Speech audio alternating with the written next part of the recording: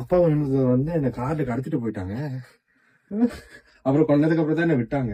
என் வீட்டுல இருந்து எப்ப வண்டி வந்துச்சோ அப்பதான் விட்டாங்க. அது எதுக்காகன்னு கேளு. நீங்க தான் அப்பா கிட்ட தான் நீங்க கேக்குறீங்க. இது நான் மறந்துட்டேன்டா. நான் ஏப்ரல் மாசம் அப்பாவோட ஷூட்டிங் பண்ணிட்டு இருக்கேன். அப்போ வந்து சொல்ல ஞாபகம் இருக்கா, நான் தான் கார்ல உங்களை கூட்டிட்டு போனேன்னு. அவரே ஞாபகப்படுத்துறேன். ஆக்சுவலி என்னன்னா, அப்பா பார்க்கணும், யாரு தளபதியை பார்க்கணும், பெரிய ஃபேன்ல.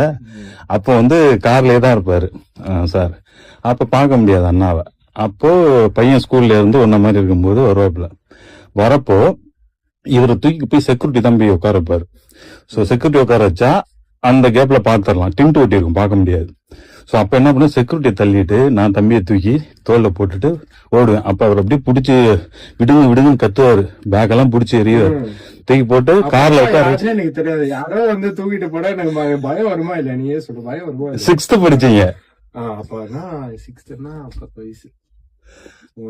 ஆமா, அப்பதான் இதே ஏஜ் தான்.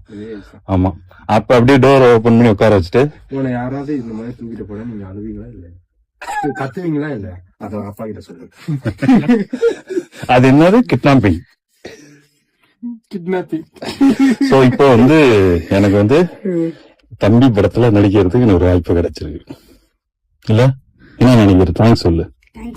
எனக்கு என்ன தேங்க்ஸ் இல்ல, நம்ம ஸ்ட்ரகிள் இருக்குல்ல. தேங்க்யூ. நான் அப்பா நிறைய தீவிரம் பாத்துருக்கேன். தேங்க்ஸ். Okay, thank you.